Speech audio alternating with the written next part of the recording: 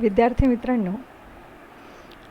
तुम्ही इयत्ता 8वी अर्थातच उच्च प्राथमिक शिक्षणाचं तुमचं हे शेवटचं वर्ष आहे आणि या 8व्या वर्गात मी तुमची नवीन शिक्षिका भूगोल शिकविणारी अर्थातच सौ चौधरी मॅडम तुम्हा सर्वांचं भूगोल विषयात तसेच इयत्ता 8वीत देखील स्वागत करते आहे.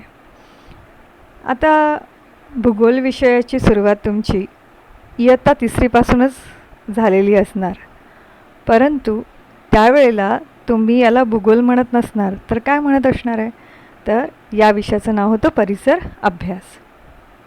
पुढे जाऊन हाच परिसर अभ्यास विषय इयत्ता 6वीपासून स्वतंत्र पाठ्यपुस्तकाच्या स्वरूपात भूगोल या विषयाच्या स्वरूपामध्ये तुम्हा सर्वांच्या समोर आलेला असणार आणि तेव्हापासून भूगोल विषय शिकण्याला सुरुवात देखील झालेली आहे. आता तुम्हा सर्वांच्या समोर भूगोल या विषयाचं इयत्ता 8वीचं पुस्तक तुम्हा सर्वांच्या हातात आहे. कदाचित तुम्ही हे पुस्तक आतापर्यंत बॅगेतच ठेवलं असणार, काहींनी कुतूहलापोटी उघडून पाहिलंही असेल किंवा नसेलही, असो, पण आता मात्र आपण या विषयाकडे वळणार आहोत. इथून आपली सुरुवात होणार आहे आणि आता मी तुम्हाला प्रथम पाठ्यपुस्तकाची ओळख करून देणार आहे. तर यंदाचं भूगोल थोडंसं सोपं, थोडंसं कठीण असं देखील तुम्हाला वाटेल आहे. नव्याने माझ्याकडनं शिकताना काही नवीन अनुभव देखील तुम्हाला येतील, काही वेगळेपणा देखील जाणवेल, कदाचित हा विषय सोपा देखील वाटायला लागेल. तर यंदाच्या 8व्या वर्गाच्या पुस्तकामध्ये तुम्हाला भूगोलातीलच काही उच्च कोटीच्या संकल्पना देखील अभ्यासायच्या आहे. संकल्पनेलाच तुमच्या विज्ञानाच्या भाषेमध्ये कॉन्सेप्ट असं देखील म्हणतात. त्या आपल्याला अभ्यासायच्या आहे. आता आपलं जे बालपण असतं, तर बालपणामध्ये आपण काय करत असतो की आकाशात बघतो, आकाशात आपल्याला चंद्र दिसतोय, तारे दिसतात, ढग देखील दिसत असतं.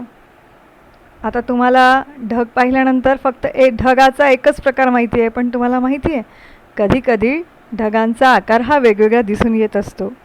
आता त्याच्या आकारानुसार आणि त्याचे प्रकारसुद्धा ढगांचे असतात. तर या ढगांचा देखील अभ्यास आपल्याला भूगोल विषयात करायचा असतो. पाऊस पडतो. आता पाऊस हा आपला दैनंदिन भाषेतला शब्द आहे, पण भूगोल विषयात मात्र त्याची भूगोलाची स्वतःची भाषा आहे. मग पावसाला भूगोलामध्ये पर्जन्य असे म्हणतात. मग या सर्व नैसर्गिक घटकांचा आपण विशेषत्वाने अभ्यास करणार आहोत. आता आपली ही जी पृथ्वी आहे, पृथ्वी देखील एक ग्रह आहे. तुमच्या पाठ्यपुस्तकाच्या मुखपृष्ठावरती तुम्हाला तो जो ग्रह दाखवलेला आहे, तो ग्रह म्हणजे पृथ्वीच आहे, पण ती पृथ्वी तिथे मात्र थोडीशी वेगळी दिसते. तुम्हाला ती तशी का दिसते, तर पाठ्यपुस्तकाच्या आतमध्ये जेव्हा तुम्ही ते प्रकरण अभ्यासणार, पृथ्वीचे अंतरंग असं एक प्रकरण आहे, तर त्यावेळेला त्या संदर्भाने तुम्हाला त्याची ओळख पटणार आहे. आता ही जी पृथ्वी आहे, तर पृथ्वीचा बहुतांशी भाग जो आहे हा पाण्याने वेढलेला आहे आणि म्हणून या ग्रहाला नीलग्रह असे देखील म्हणतात. आता मनुष्याने, आताचं मी म्हटलं की अंतरंग, पृथ्वीचा अंतरंग, तर कशाच्या आधारावरती मनुष्याने पृथ्वीच्या अंतरंगाचा शोध केलेला असणार बरे, याचा देखील आपल्याला अभ्यास या पाठ्यपुस्तकाच्या मदतीने करायचा आहे. आता पृथ्वीचा सर्वात जास्त भाग मी म्हटल्याप्रमाणे पाण्याने व्यापलेला आहे. आता पाण्यालाच म्हणतात जलावरण. तर आता हे पाणी कुठे आहे, समुद्रामध्ये आहे, बरोबर आहे की नाही. तर जलावरणातील जलाची गतिशीलता, आता मी जलाची गतिशीलता हा शब्द वापरलेला आहे. जेव्हा तुम्ही समुद्रकिनाऱ्यावरती जाता किंवा नदीकिनारी जाता, तर तुम्हाला नदी जेव्हा वेगाने वाहताना दिसते किंवा समुद्राच्या पाण्याच्या लहरी, ज्याला इंग्रजीमध्ये वेव्ज म्हणतात, तर त्यांचा वेग देखील जाणवतो आहे. तर त्यालाच आपण काय म्हणणार की गतिशीलता, प्रवाह.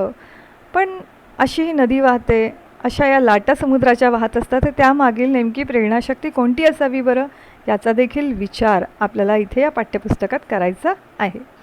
आता ह्या ज्या पृथ्वीवरती जसं पाणी आहे, तशी भूमीसुद्धा आहे. तर आता ही जी भूमी, अर्थात भूमीला आपण जमीनसुद्धा पर्यायी शब्द वापरत असतो.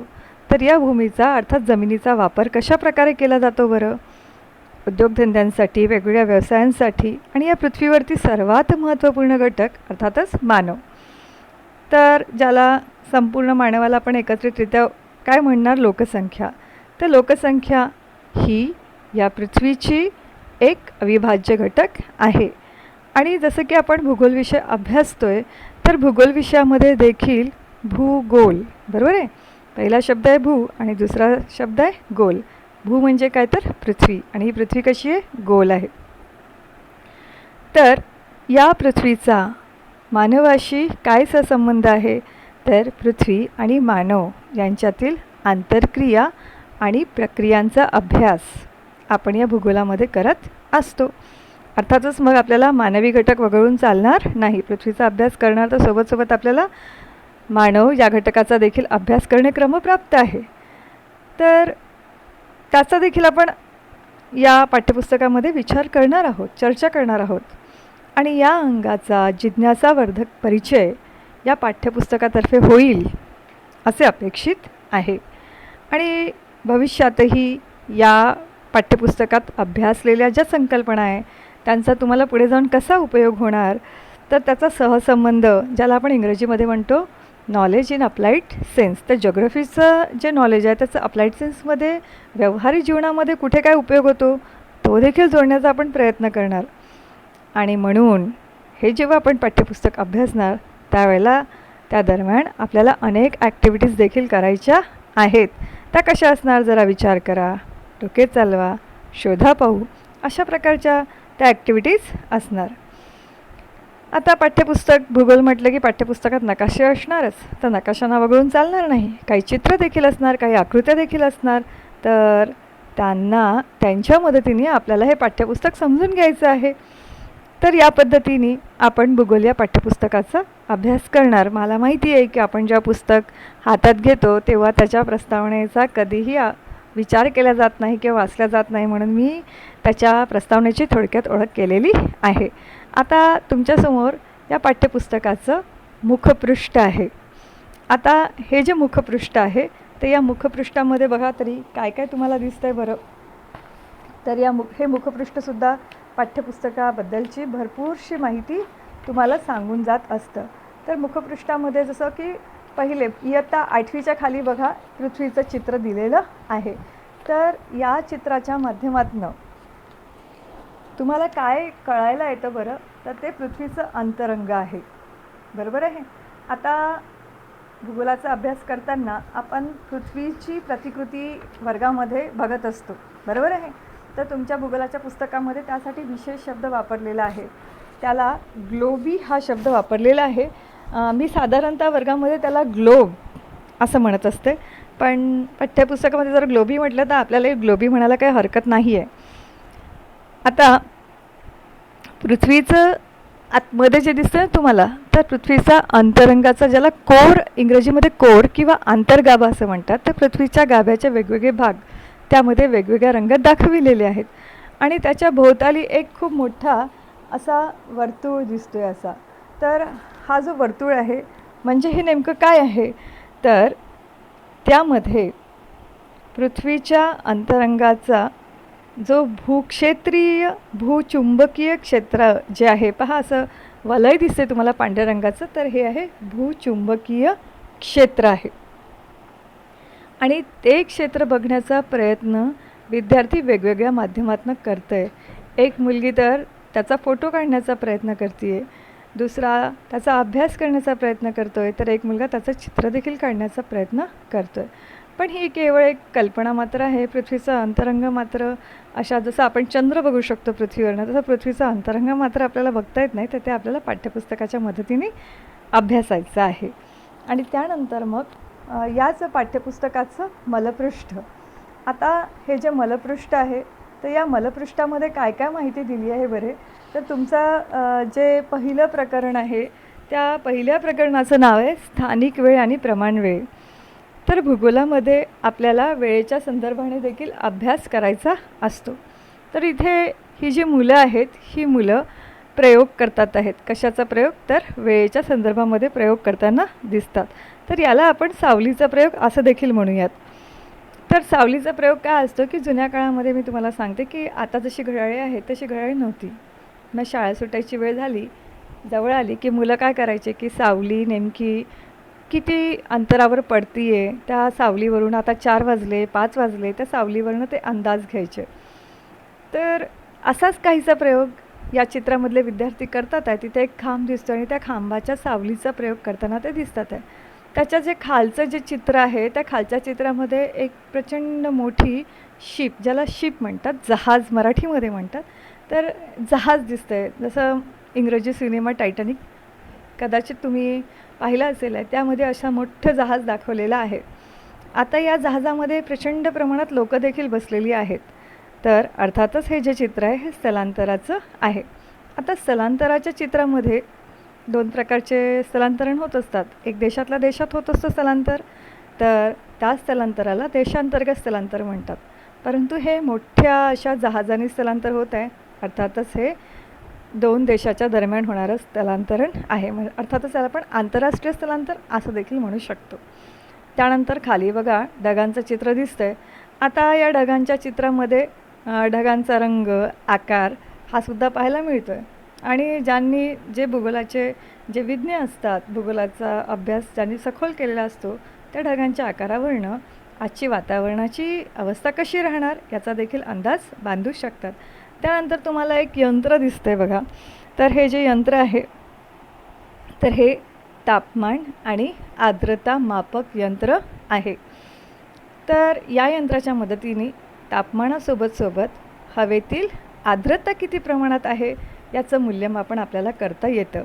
आणि त्याच्या बाजूलाच एक चित्र जे दिसतं आहे, तर हे जे चित्र आहे ही गर्त आहे आणि या गर्तेचं नाव आहे मरियाना गर्ता. तर या मरियाना गर्तेमध्ये ही जी आपल्याला निळसर रंगाची दिसती आहे ती काय असेल बरं? तुमचा काय अंदाज असेल त्याबद्दल? तर ही आहे पाणबुडी. तर या गर्तेमध्ये समुद्राचा अत्यंत खोलातला जो भाग असतो त्याचा अभ्यास करण्यासाठी पाणबुडी सोडण्यात येत असते. त्या यंत्राला म्हणजे ते जहाजासारखंच असतं पण थोडंसं वेगळं असतं, त्याला पाणबुडी असं म्हणतात. आणि समुद्राचा अंतर्भागाचा अभ्यास करण्यासाठी नुसतं पाणबुडीच जाते अशातलाही भाग नाही आहे. तर पाणबुडे म्हणजे मनुष्य एक मास्क घालून आणि सोबत ऑक्सिजन सिलेंडर घेऊन आणि विशिष्ट प्रकारचा एक युनिफॉर्म घालून ते समुद्राच्या अंतर्गत भागात जातात, तेव्हा त्याला पाणबुडे असं देखील म्हणतात. तर अशा प्रकारे ही पाठ्यपुस्तकासंदर्भामधली मुखपृष्ठ, मलपृष्ठ आणि पाठ्यपुस्तकाच्या संदर्भामध्ये थोडीफार जुजबी माहिती दिलेली आहे. तर स्थानिक प्रमाणवेळ तर आपण अभ्यासणार आहोत हे तर लक्षात आलेलंच आहे. प्रमाणवेळ देखील आपण अभ्यासणार आहोत. या व्यतिरिक्त ढगांचा देखील अभ्यास करणार आहोत, याची देखील आपल्याला कल्पना आली आहे. समुद्राबद्दल मी नुकतेच बोलली आहे. अर्थातच आपण सागराच्या तळाची रचना कशी असते याबद्दल आपण माहिती घेणार आहोत. सोबतच सागराचे प्रवाह हे देखील आपण अभ्यासणार. तर भूगोलाच्या ज्या शाखेमध्ये सागराच्या संदर्भामध्ये अभ्यास करण्यात येत असतो तर त्याला काय म्हणतात? तर ओशनोग्राफी म्हणतात. आणि जिथे हवामानविषयक अभ्यास करण्यात येतो, हवामानाचा जसं दाब, आर्द्रता, तापमान, ढगांचे प्रकार वगैरे वगैरे, हा विषय काय असतो बरे? तर याला क्लायमेटोलॉजी असे म्हणतात. त्यानंतर भूमी उपयोजनाच्या संदर्भात म्हणजे भूमीचा उपयोग नेमका कशा संदर्भात करण्यात येत असतो, कोणकोणत्या कारणास्तव करण्यात येतो, तर त्या संदर्भात आपण जी माहिती अभ्यासणार ते भूमी उपयोजन या प्रकरणामध्ये. आणि त्याच्यानंतर आपण मग लोकसंख्येचा अभ्यास करणार, उद्योगांचा अभ्यास करणार आणि निश्चितच क्षेत्रभेट आणि नकाशाच्या संदर्भामध्ये. आता नकाशाच्या संदर्भात वेगळं प्रकरण अभ्यासणार. तर भूगोलाचा अभ्यास करताना कार्टोग्राफी हा देखील एक वेगळा विषय अभ्यासायचा असतो आणि त्यामध्ये जेवढ्याही प्रकारांच्या नकाशांचा अभ्यास असतो तो सगळा त्या विषयात केला जात असतो. पण आपल्याला एकच प्रकरण अभ्यासायचं आहे.